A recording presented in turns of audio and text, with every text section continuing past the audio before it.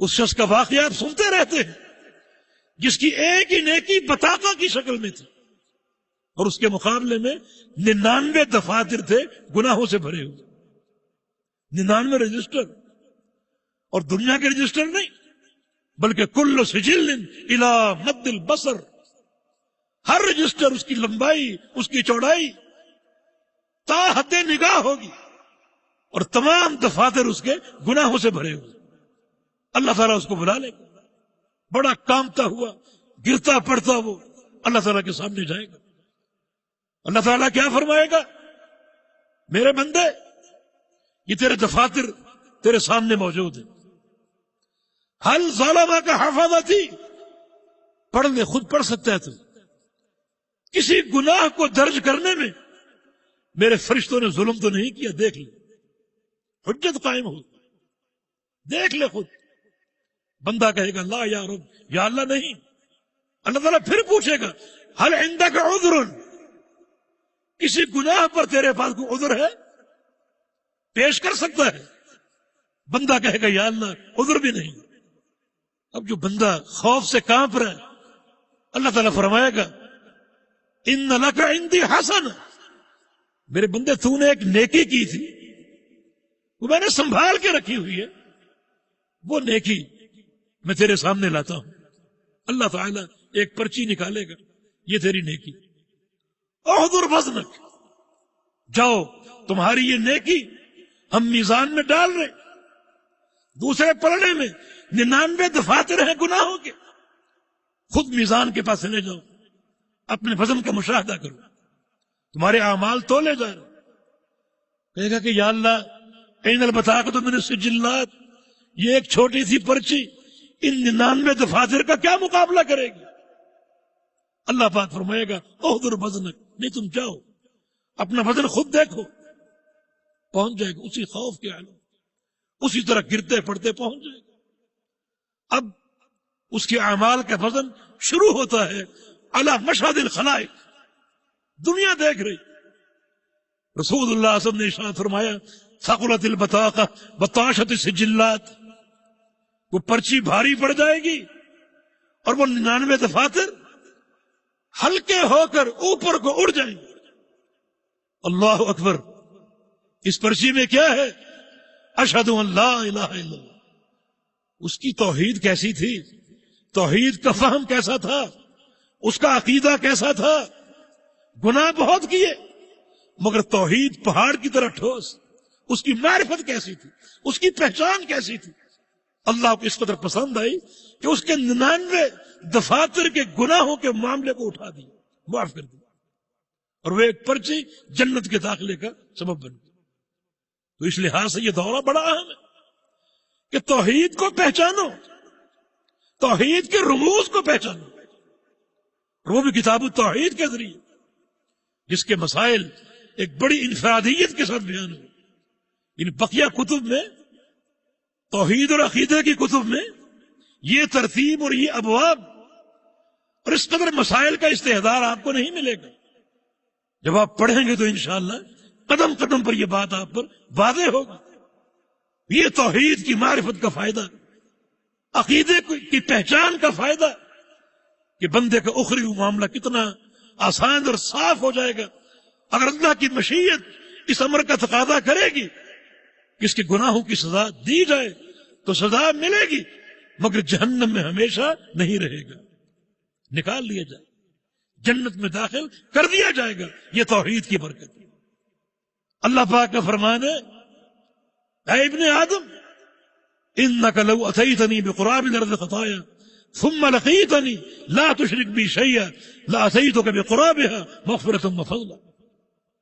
اگر تو زمین بھر کے گناہوں کی لے آئے مگر تو نے شرک نہ کیا ہو تو میں اسی زمین کو اپنے فضل اور مغفرت سے بھر دوں.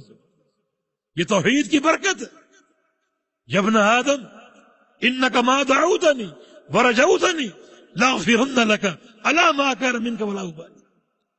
اے آدم کے بیٹے، جب تک تو دو کام کرتا رہے پوری دیانتداری کے ساتھ اور پوری ذمہ داری کے ساتھ، دو کام کرتا رہے. ایک یہ کہ جب بھی پکارے مجھے پکارے، کسی اور کو نہ پکارے. دوسرا یہ کہ جب بھی امیدیں وابستہ کرے تو میرے ساتھ کرے، کسی اور کے ساتھ نہ کرے، اس وقت تک میں بھی تیرے تمام گناہوں کو معاف کرتا رہوں۔ توحید کی عظمت، یا ابن آدم لو بلغت ذنوبك عنان السماء ثم استغفرتنی لاغفرن لك علی ما كان منك ولا ابالی۔ اے آدم کے بیٹے، تیرے گناہ اگر آسمانوں کو چھونے لگے، آسمانوں کو چھونے لگے، اور تو ایک بار استغفار کر لے، ایک بار استغفار کر لے، مگر استغفار کی اساس کیا ہے؟ فرمایا کہ فاعلم انہ لا الہ الا اللہ ثم استغفر لذنبک، پہلے پہچانو لا الہ الا اللہ کو، پھر استغفار کرو۔ یہ ترتیب۔ اگر توحید نہیں ہے اور لا الہ الا اللہ کا فہم نہیں ہے تو تمہارا عمر بھر کا استغفار بھی کام نہیں آئے، اور اگر توحید ہے، عقیدے کا فہم ہے، 100 سال کے گناہ ہے، ایک بار استغفار کر لو، سارے گناہ معاف کر دو۔ یہ توحید کی برکت کہ پہلے اس کلمے کو پہچان۔ امام بخاری رحمۃ اللہ علیہ نے اس پر یہ باب قائم کیا، العلم قبل القول والعمل، ہر قول سے پہلے، ہر عمل سے پہلے علم ہے، اور علم کیا؟ لا الہ الا اللہ ہے۔ یہ سارے علم کی مفتاح ہے، اس میں توحید بھی ہے، اللہ کے پیغمبر کی جو ہے وہ اتباع بھی ہے، نمازیں، روزے، ہر چیز لا الہ الا اللہ۔ تو اس کا فہم انتہائی ضروری ہے۔ اس لحاظ سے اس کتاب کا دورہ انتہائی اہمیت کا حامل شیخ الاسلام محمد بن عبد الوہاب رحمہ اللہ، ان کی تصنیف لطیف ہے، جن کے اختصار سے جو ان کی سیرت اور ان کے احوال یہ 13ویں صدی ہجری کے علماء میں شمار ہوتے ہیں۔ 1115 ہجری ان کا سن پیدائش، 1115 ہجری، اور 1206 ہجری میں فوت ہوئے۔ یہ لگ بھگ ان کی عمر 90 سال، 91 سال کے قریب ہے، 91 سال۔ ایک سعودی عرب کے بڑے فاضل مؤلف ان کی 91 سال کی زندگی پر یوں تبصرہ کرتے ہیں کہ حیاتہ کالعسل حلب اولہ وحلب آخرہ، ان کی پوری زندگی شہد کی مانند ہے، شہد کی مانند، جس کا اول بھی میٹھا ہے، جس کا آخر بھی میٹھا ہے۔ پوری زندگی حلاوت کی آئینہ دار اور حلاوت کی ترجمان، عقیدہ بیان کیا، توحید بیان کی، ان کی کتب۔ ابھی آپ نے سنا کہ جو ان کا دور تھا جہالات کا دور تھا، ضلالات کا دور تھا، عقیدے سے انحراف کا دور تھا۔ جزیرہ عرب میں صرف فقہ پر توجہ تھی، اور وہ بھی فقہ حنبلی پر، مگر عقیدے کی دراسہ، عقیدے کا فہم، عقیدے کی تعلیم مفقود تھی۔ شیخ نے آ کر عقیدے کی تعلیم کا احیاء کیا اور توحید کے دروس دیے، توحید پر کتابیں لکھی، تبھی ان کو مجدد کا لقب دیا گیا کہ اپنے دور میں عقیدے کے تعلق سے اس دین کی تجدید کرنے والے، اس دین کی تجدید کرنے والے اجینا مقام پر پیدا ہوئے اور مختلف علاقوں کا سفر اختیار کیا، طلب حدیث کے لیے حجاز بھی گئے، حرمین گئے، عراق گئے، اور نجد کے مختلف علاقوں کے دورے کیے، اور وہاں کے مشائخ سے طلب علم کیا۔ جب دعوتی کام کی بڑی مخالفتیں ہوئیں، بڑا لوگوں نے حسد کا مظاہرہ کیا، مگر صبر کے ساتھ اپنے منہج پر قائم رہے۔ بالآخر اللہ تعالیٰ نے بہت سے مراحل کے بعد درعیہ آنے کے اسباب پیدا فرمائے۔ اس وقت درعیہ کے حاکم محمد بن سعود رحمہ اللہ تھے۔ انہوں نے ابتداءً شیخ کی دعوت سے اختلاف کی، مگر شیخ کی دعوت کا فہم اللہ تعالیٰ نے ان کی بیوی کو عطا فرما دی۔ پھر ان کی بیوی، ان کی زوجہ صالحہ، شیخ اور اپنے شوہر کی ملاقات کا سبب بنی، ان کو سمجھاتی رہی اور انہیں تلقین کرتی رہی، علم دیتی رہی، حتیٰ کہ ان کو بھی عقیدے کا فہم حاصل ہو گیا اور توحید کا فہم حاصل ہو گیا۔ پھر کیا تھا؟ ایک طرف علم کا خزانہ تھا اور ایک طرف حکومت اور طاقت، دو چیزیں ساتھ مل گئی، اور ان دو چیزوں نے مل کر عرب کے اس جزیرہ میں اقامت توحید کا کام کیا۔ بیت اللہ تک میں 4 مسلح تھے اور جہازوں کا عجیب دور تھا، اونچی قبریں بنانا، پکی قبریں بنانا، لوگ اس کے عادی تھے، اور شیخ نے اس کے خلاف علم جہاد بلند کیا. فضائل آپ سنتے رہتے ہیں. میں نے اس وقت آخر میں 3 چیزیں بتانی ہیں, 3 چیزوں کا ذکر کرنا ہے, اور وہ ہے شیخ کی زندگی پر, ان کی سیرت پر معاندین کے 3 اعتراض, 3 اشکال یا 3 شبہات جو لوگوں نے خام خواہ پیدا کیے, تاکہ آغاز کتاب میں اساسی طور پر ہم ان اہم مسائل کو سمجھ سکیں. جو شیخ کی کتابیں ہیں ان کا جواب کوئی نہیں دے سکا. جتنی بھی مؤلفات, مخالفین بہت ہیں, حاسدین بہت ہیں, مگر شیخ کی کتب کے ایک جملے کو غلط ثابت نہیں کر سکا, اس کا جواب نہیں دے سکا, اس کا رد نہیں کر سکا. مانا علمی میدان میں وہ لوگ صفر تھے. اعتراض کیا ہے کہ شیخ محمد نجد کے علاقے سے, اور نبی علیہ السلام نے فرمایا تھا کہ نجد سے شیطان کا سینگ طلوع ہوگا. وہ شیطان کا سینگ نعوذ باللہ شیخ محمد بن وہاب, نعوذ باللہ. یہ ایک اعتراض, ایک شبہ اس دعوت کو ناکام کرنے کے لیے. اور دوسرا یہ کہ شیخ کا جو علاقہ ہے یمامہ, اس علاقے سے ایک جھوٹا نبی پیدا ہوا تھا, مسیلمہ کذاب. جو علاقہ ایسے لوگوں کی پیداوار کا سبب بنے, ایسے لوگوں کو پناہ دے, اس علاقے میں کہاں خیر و برکت ہو سکتی. اور تیسرا یہ کہ نبی علیہ السلام کے دور میں ایک شخص جس نے اللہ کے پیغمبر سے کہا تھا کہ اے دل یا محمد, نعوذ باللہ, اے محمد صلی اللہ علیہ وسلم, آپ نے تقسیم میں عدل سے کام نہیں کیا, عدل کیجیے. ذوالخویصرہ اس کا نام, صحیح بخاری میں اس کی حدیث ہے. تو رسول اللہ صلی اللہ علیہ وسلم نے فرمایا تھا یخرج من ذئذ ھذا قوم یتلون کتاب اللہ لا یجاوز تراقیہم, کہ اس شخص کی اصل سے لوگ اس کا ترجمہ نسل کرتے ہیں, اس کی نسل سے ایک قوم پیدا ہوگی جو اللہ کی کتاب پڑھے گی, قرآن کی تلاوت کرے گی, مگر وہ قرآن ان کے حلق سے نیچے نہیں اترے گا, اوپر ہی رہے گا. یمرقون من الدین کما یمرق السهم من الرمیہ, اور وہ جماعت دین سے نکل جائے گی جیسے تیر کمان سے نکل. اور آگے اس حدیث میں یہ الفاظ بھی ہیں لیکن ادرکتہم لاقتلنہم قتل ثمود, اگر میں نے اس قوم کو پا لیا تو میں ان کو قوم ثمود کی طرح قتل کر دوں, ایک بندہ نہیں چھوڑوں گا, قوم ثمود کی طرح قتل کر دوں. تو کہتے ہیں کہ شیخ اسی کی نسل سے ہیں, نعوذ باللہ. اللہ کے پیغمبر اشارہ کر گئے کہ اس کی نسل سے ایک شخص پیدا ہوگا, ایک قوم پیدا ہوگی.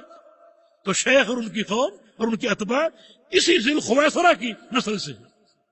یہ شبہات ہیں جن کی کوئی اساس نہیں, بجائے اس کے کہ شیخ کی کتب کا, ان کے علم کا, ان کے عقیدے کا رد کرتے, ایک جملے کا رد نہیں کر سکے, کسی میں طاقت ہی نہیں. اس قسم کے شبہات پیدا کر کے لوگوں کو اس دعوت سے دور کرنے کی سازش. ذوالخویصرہ کہ اس شخص کی نسل سے ایک قوم پیدا ہوگی جو دین سے نکل جائے گی. ذئذ کا معنی اصل بھی ہے اس کے قبیلے سے, یہ نہیں کہ بعد میں وہ قوم پیدا ہوگی, کیونکہ پیغمبر علیہ السلام کی حدیث میں یہ الفاظ بھی ہیں کہ ان لہ اصحابا یقرؤون القرآن لا یجاوز تراقیہم, کہ اس شخص, یہ ذوالخویصرہ, اس شخص کے کچھ دوست, کچھ اصحاب اس کے ساتھ مل جائیں گے جو قرآن پڑھیں گے اور قرآن ان کے حلق سے تجاوز نہیں کریں گے. مانا وہ لوگ اسی دور میں تھے جو اس کے ساتھی بنے, اور یہ خوارج ہیں جن کا ذکر کتب حدیث میں وارد ہے. نسل نہیں کہ بعد میں اس کی نسل سے وہ قوم پیدا ہوگی. خوارج پیدا ہوئے اور صحابہ کرام نے ان کے خلاف علم جہاد بلند کیا.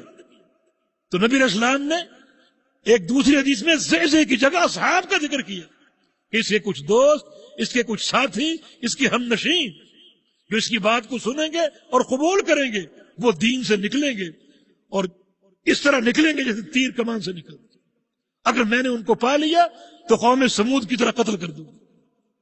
یہ لوگ اسی دور کے, بعد میں آنے کا کوئی ذکر نہیں. اور ہمارے ایک سوال کا جواب دیجیے کہ ایک شخص جیسا بھی ہو, کیا اس کی نسل یا پشت سے, اگر یہ معنی مان بھی لیں نیک اور صالح انسان پیدا نہیں ہو سکتا؟ اکرمہ کون تھا؟ نبی علیہ السلام کا صحابی. اور اس کا باپ کون تھا؟ اس امت کا فرعون ابو جہل. تو ابو جہل کا بیٹا ہونے کے ناطے اس پر اعتراض کرو گے؟ یہ اللہ تعالیٰ کی شان ہے. یخرج الحی من المیت یخرج المیت من الحی. زندوں سے مردہ نکالتا ہے اور مردوں سے زندہ نکالتا ہے. ایک مکھی رزق کھاتی ہے اپنا، پھلوں کو چوستی ہے، پھولوں کو چوستی، اس کی غذا ہے. پھر اس کی قے کرتی ہے، وہ قے آپ کا شہد ہے. من بین فرث ودم لبنا خالصا سائغا للشاربین. بھینسوں کو دیکھو، گائے کو دیکھو، اس کے اندر کے نظام پر غور کرو. ایک لائن جو ہے وہ گوبر کی ہے، اوپر لائن ہے خون کی، اور اس کے بیچ میں دودھ کی لائن. اللہ کا کمال قدرت. یہ کون سی بات ہے؟ ایک شخص گمراہ ہو، اس کی نسل سے توحید اور دین کی ہدایت دینے والا پیدا نہیں ہو سکتا. تیسری بات یہ ہے، شیخ محمد بن عبد الوہاب رحمہ اللہ کا نسب تاریخ نے محفوظ رکھا ہوا. ان کا نسب ان سے لے کر آخر آدم علیہ السلام تک محفوظ ہے. الیاس ابن مضر ان کا 36واں دادا ہے، جو پیغمبر علیہ السلام کے اجداد میں سے. الیاس بن مضر پہ شیخ کا نسب جا کر ملتا ہے. اور پورے نسب میں ذوالخویصرہ نامی کسی شخص کا ذکر نہیں. تو آپ یہ کیسے کہیں گے کہ اس کی نسل سے ایک قوم پیدا ہوگی اور وہ قوم شیخ؟ پورے آباء و اجداد میں ذوالخویصرہ نامی کسی انسان کا کوئی ذکر نہیں. شیخ کا نسب خالص عربی، اور شیخ تمیمی یعنی اولاد اسماعیل میں سے. اور پھر یہ شرف کی بات کہ شیخ کا نسب پیغمبر علیہ السلام کے نسب سے جا کر ملتا ہے. ذوالخویصرہ نامی کسی شخص کا نام نہیں. تمیمی ہونا شرف کی بات ہے.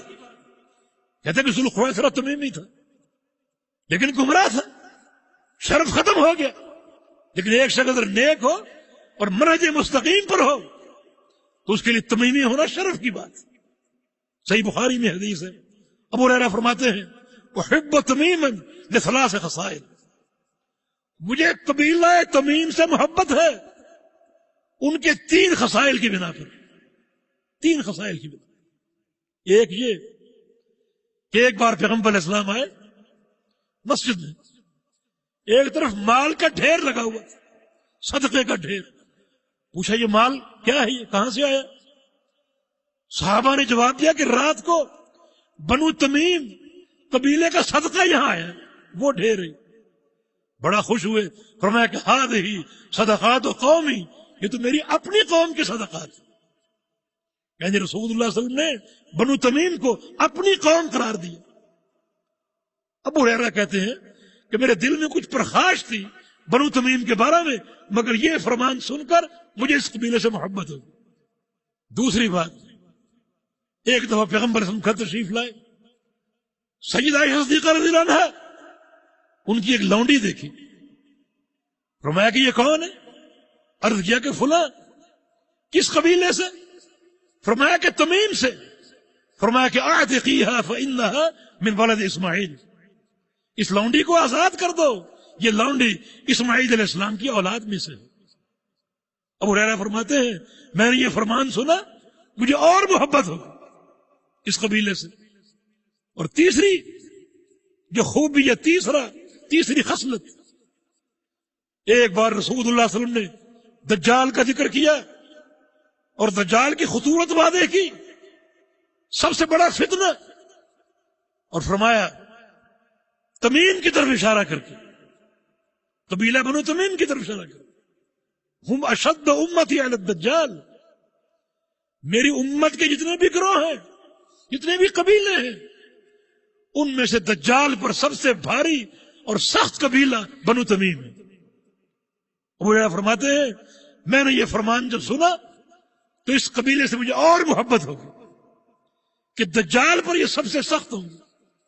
دجال مجرم اعظم ہے، سب سے بڑا فتنہ ہے، اور جو قوم اس پر بھاری ہوگی اس کے فتنے کی سرکوبی کرے گی، وہ قوم کتنی فضائل کی مستحق ہے، کتنی فضائل اور مناقب کی مستحق ہے۔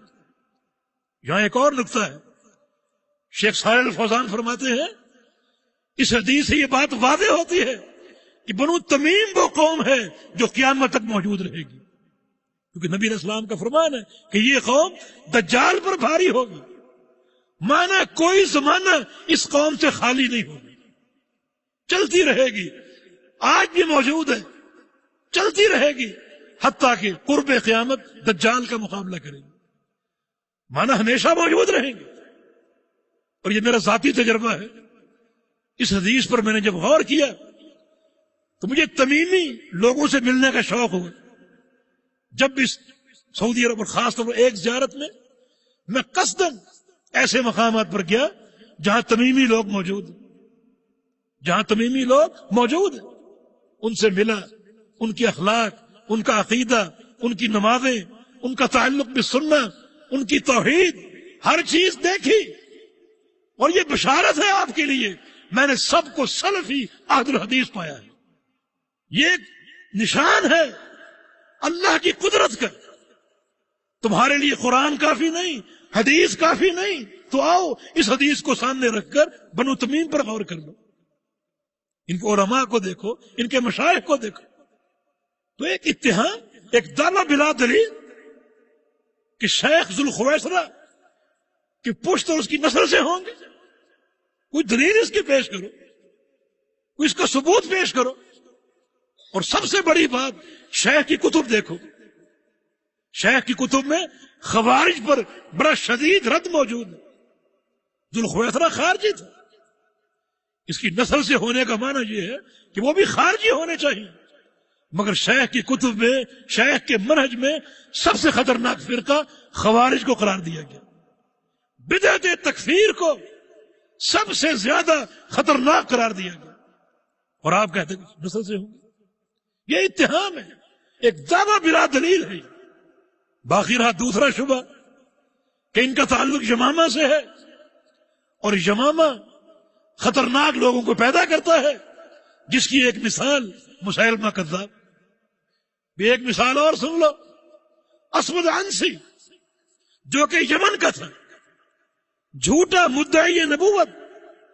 اگر مسیلمہ کذاب یمامہ کا تھا اور دعوی نبوت نے جھوٹا کیا تھا، اس کی بنا پر سارے اہل یمامہ پر آپ تنقید کرتے ہیں، تو اس کا معنی سارے اہل یمن بھی تنقید کے قابل، وہ بھی سب گمراہ ہیں۔ پھر پیغمبر علیہ السلام نے یہ کیوں فرمایا الایمان یمان بل فقہ یمان، کہ ایمان تو یمن کا ہے، عقیدہ تو یمن کا ہے، اور فقہ بھی یمن کی۔ اور ایک سوال کا جواب دو، پورے قرآن و حدیث میں کسی ایک شخص پر تنقید ہوئی ہے اس کے علاقے کی بنا پر؟ کیونکہ فلاں شخص فلاں علاقے کا ہے لہذا گمراہ ہے، اور چونکہ فلاں شخص فلاں علاقہ کا ہے لہذا وہ سچا ہے؟ نہیں، علاقہ اور قومیت یہ خیر و شر کی بنیاد ہے ہی نہیں۔ بنیاد تو ہدایت ہے، عقیدہ صالحہ ہے، کتاب و سنت کی پیروی ہے۔ ابو جہل کہاں رہتا تھا؟ مکہ میں۔ ابو جہل کو پیدا کس نے کیا؟ مکہ شہر نے، جو کہ ام القریٰ ہے۔ تو مکہ والے بھی گمراہ ہو گئے۔ ابو جہل اس امت کا فرعون، حران ابراہیم علیہ السلام کا شہر تھا، اور وہاں سارے صابی اور مشرک تھے۔ تنقید کرو گے ان پر بھی؟ اللہ تعالیٰ کا نظام ہے، مردوں سے زندہ اور زندوں سے مردہ پیدا کرتا۔ اور یمامہ کے بارے میں نبی علیہ السلام کی حدیث ہے، آپ مکہ میں تھے اس وقت، فرمایا کہ ارید دار ہجرتکم، اللہ تعالیٰ نے مجھے تمہاری ہجرت کا شہر دکھا دیا خواب میں، میں نے خواب میں تمہارا دار ہجرت دیکھ لیا، اللہ نے دکھایا۔ فذهب فهلي انها اليمامہ او یثرب، خواب میں میرا خیال کس طرف گیا؟ وہ علاقہ میں نے دیکھا، میرا خیال دو شہروں کی طرف گیا، خواب میں دو شہروں کی طرف، یا تو یہ یمامہ ہے یا مدینہ منورہ۔ یہ حدیث یمامہ کی فضیلت ظاہر نہیں کرتی کہ اللہ کے پیارے پیغمبر نے جو خواب دیکھا تو اس خواب میں دو شہر آپ کے ذہن میں ڈالے گئے، یا یمامہ یا مدینہ. یہ بڑی فضیلت ہے یمامہ کی بھی، اہل یمامہ کی بھی. یمامہ جزیرہ عرب کا وسط کا شہر، اور بعض علماء نے تحقیق کی اس شہر سے اور بنو تمیم کے قبیلے سے 130 محدثین کے نام تاریخ میں موجود ہیں. ان پر جرح کرو گے صحیح بخاری صحیح مسلم ان کی بے شمار حدیثیں ساقط ہو جائیں گی کہ وہ یمامی ہیں یا تمیمی ہیں. 130 محدثین، ان میں سے بعض ضعیف بھی ہیں، چند ایک ضعیف بھی ہیں، مگر ان کا ضعف حافظے کی کمی کی بنا پر ہے، کسی بدعت کی بنا پر نہیں.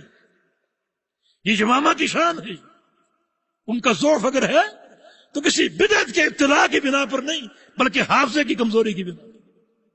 اور جہاں تک تیسرے شبہ کی بات ہے کہ وہ نجدی ہیں، ہندوستان پاکستان میں کیا کہا جاتا ہے ہمیں؟ نجدی وہابی.